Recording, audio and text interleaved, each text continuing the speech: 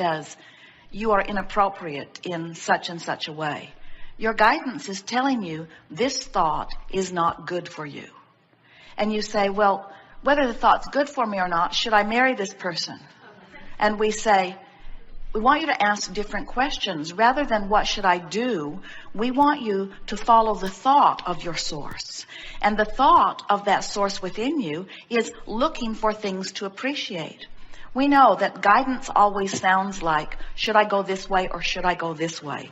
When you understand that the guidance is about the direction of your thought, and you deliberately choose the better feeling thought, the better feeling thought, the better feeling thought, that what begins to happen is that you get going with the flow so well that questions about what to do answer themselves easily because it is so very obvious what to do. In other words, when you get out of the maelstrom and you begin going with the flow carries you in such a way that you would say to us something more like, Abraham, I really don't give a rip what you think. This is what I'm going to do. The confusion goes away when the resistance goes away. And so, did you get that? It's really an important thing. When you say, well, never mind what I'm going to do. How am I going to think about this? And you choose a better feeling thought, and you do it consistently about any subject, especially this subject. As you do that more and more consistently, what happens is the stream is flowing so smoothly and you are so well placed within it that all of the chaos and confusion from your life lifts from you and you have clarity about what to do. Give us an example of some of the thoughts that go through your mind relative to this relationship. Okay. I would like to buy a house, and financially, he's not in that position, so I don't feel he's my financial equal. So I get caught up in thinking that maybe that I'm settling. I'm not proud of these thoughts, but this is what I think. I should have a partner that I can have a dream with, which would be to buy a home, which I really would like. All right, so let's dissect this a little bit. So you're saying, through my life experience, I've lived in a lot of places, and having done so, I've given birth through a series of rockets of desires to a dream life and a dream house. And as I hold that vision and I look at you, you don't match. And so you may not be the one. And I'm not proud of this, you say. And we want to say to you that anytime you say things like, I'm not proud of me, I know I shouldn't be thinking these thoughts, you're also not a match to the way Source feels about you, who always loves you, no matter what thoughts might be crossing your mind. In other words, there's all kinds of levels of discord in a situation like this. So let's sort it out. So, potential husband of mine, I see you as financially irresponsible. And I see myself as financially responsible. So you need to change so that I can see you the way I need to see you so that I can feel better. And we say, oh, this is just the beginning of your trouble. Because when you see anything that needs to be different so that you can feel different, and then you compound that still further by saying, not only do I see you as you are, I didn't make it up, I see you as you are, and you're not financially a match to what I want, but you may very well keep me from my dream.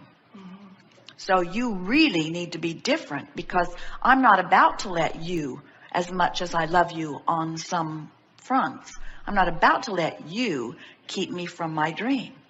And we say, never mind him, you're keeping yourself from your dream. Because you've got a dream and you are contradicting it. So you say, well, but wait, I'm not contradicting it. I'm pointing out that he's contradicting it. And we say, but you're the one doing it.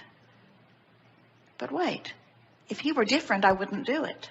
And we say, you don't have to do it whether he's different or not. In other words, just don't contradict your own dream. So, Abraham, are you saying that I've got this dream house over here in vibrational escrow, and if I just don't look at him and say, you're keeping me from it, that I'll turn and go in the direction of it no matter how he is financially? We say, yes.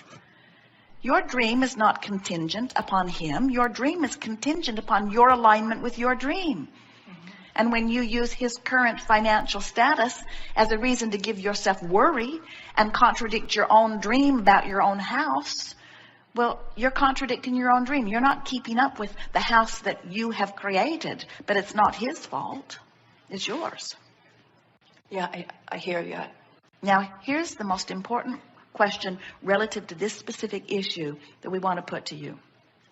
Just relax, it will be clarifying.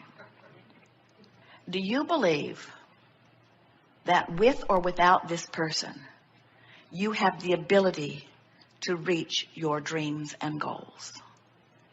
Now, the reason we ask this is because if you believe that with or without anyone, that life caused you to put it there and that you have the ability to turn and flow to it, so your success is not contingent upon what anybody else does, that's a very powerful thing to know. But if you believe that you don't have the ability to get it by yourself and you're looking for somebody else to fill in those missing pieces, this is interesting, isn't it?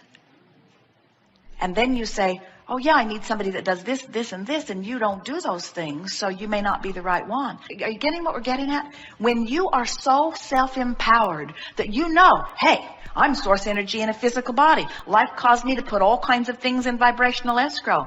The stream is carrying me to those things. I cannot not succeed. In other words, it's not possible for me to not get what I want. I must get what I want. It's set up for my success, and now I know that. So now you and your financial situation, you're a non-issue. So you want to say to your lover, face it, I'm going to be wealthy. I'm going to live in beautiful places. This is what I've got lined up. So if you're all right with that, come on.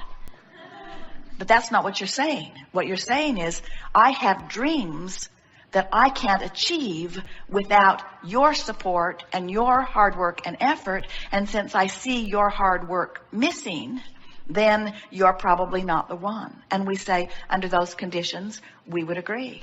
But when that's your criteria, when you're saying to your future mates, I've got dreams and I need you to do certain things in order to help me accomplish my dreams, we just want to say it bluntly and boldly. Those dreams have got to be pretty, minuscule, paltry, and puny, because that's all action can yield you. But if you've got big dreams and you've got alignment, then you could mate up with someone who had zero ambition, and your dreams would all come true anyway, because your dreams aren't contingent on what anybody else does, only what you do with your vibration. How about that?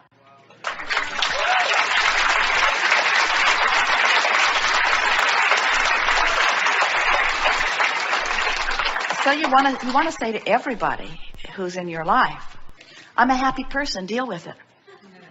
I'm a successful person, deal with it. What I want always comes to be. I don't stand in my own way anymore, and you never could, so everything's good with me. And then you start making your love decisions on the things that really matter, like, are you easy to love? Do I love you? Do you make my heart sing? Do you match the criteria that I've launched into vibrational escrow about that? Are you kind? Are you clear-minded? Do you have a zest for life? Do you smile easily? Do you laugh easily? Do you want to love? Does loving come easily to you?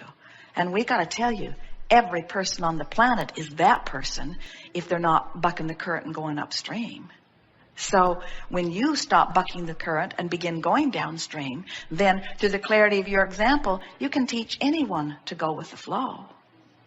So we think that maybe what you're grappling with here more than anything is, does this person feel like someone who's likely to start going with the flow anytime soon?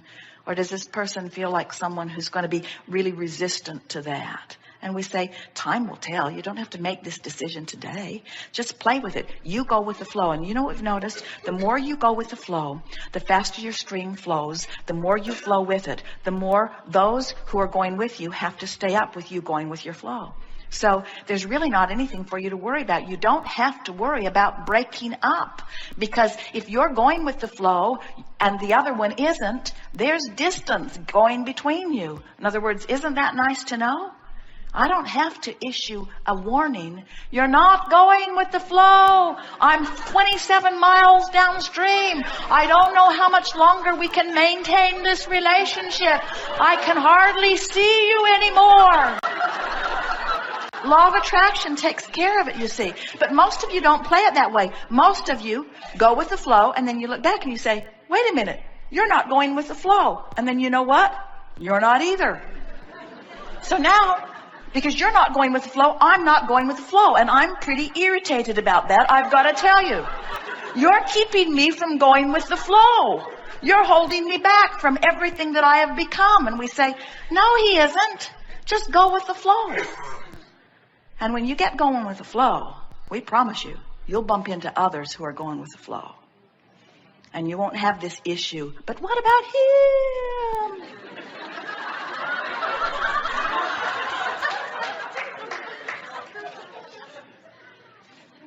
And who knows? When you get going with the flow, he might too. If he were sitting here, he might tell us, I'd go with the flow if it weren't for her. You might. We think we'd be having the identical conversation with him. That's why our work is easy. We only have one answer, and we tell it to everyone. But to answer your question, do I think I could make it on my own? I think I could make a mistake and mess it up, honestly. But we think you could make a mistake. We think you could make a million mistakes. Mm-hmm. We think you already have, if you're alive. Mm-hmm. In other words, that's what the contrast is about. But in everything that you do that makes you go, I shouldn't have done that, you launch greater clarity about what you want, and the larger part of you becomes clearer. So we always say, you can't get it wrong. So there can't really be a mistake. You can't get it wrong, and you never get it done. And the reason you can't get it wrong is because it's never done. So as far as we would go along with human idea of mistake is you can hold yourself temporarily out of the flow. But in the moment you stop doing that, you go with the flow. So no harm done. No harm done. Because the flow doesn't say, we've been flowing and flowing and flowing, and you haven't been going, and now, frankly, we're tired of you. So we're going to flow around you. The flow just flows and never stops flowing, and never stops flowing in the direction of what you want. And you put your boat in any place, but the thing that is important, you put your boat in where you are. You put your boat in where you are, and that's enough. We want to say this in a way that you'll really hear it. It's enough that you're putting your boat in right where you are. And you know why it's enough? Because you don't have a choice. It's got to be enough, because you can't put your boat in anywhere than other where you are. Can you? You can't. You are where you are. So right now you don't have as much money as you want, and you've got dreams about a house, but you're not able to manifest them. And you've got a partner who's so lovely on so many fronts and not so good on some fronts. But you are where you are, you are where you are, you are where you are. So you're putting your boat in, you have no choice. So not only is it enough, it's got to be enough, because it's all you can do. But you do have a choice about whether you complain or expect good things. You do have a choice about whether you worry about the future or look forward toward the future. You do have a choice about whether you beat up on yourself or praise yourself, or beat up on your partner or praise your partner. In other words, that's the choice you've got. Upstream or downstream, that's the only choice you've got. And when you consistently begin to make more and more downstream choices, that means life gets funner, life gets fuller, life gets better. You feel better. Oh, you see these guys in these canoes with the oars, and they're in those raging rivers, and they're just going with the flow. It's not beating them up. In other words, it's like they can't find a river that's too fast for them. And you're that way too. You cannot find a stream that's too fast for you when you learn to let go of resistance and just let the stream carry you. Oh, what a ride that is. That's what you came for. You came for that ride, you see. And so many of you say, oh, I know I came for the ride, but I came for the manifestation at the end of the ride. And we say, first of all, there's no end to the ride. The ride is it. There is no end to the river.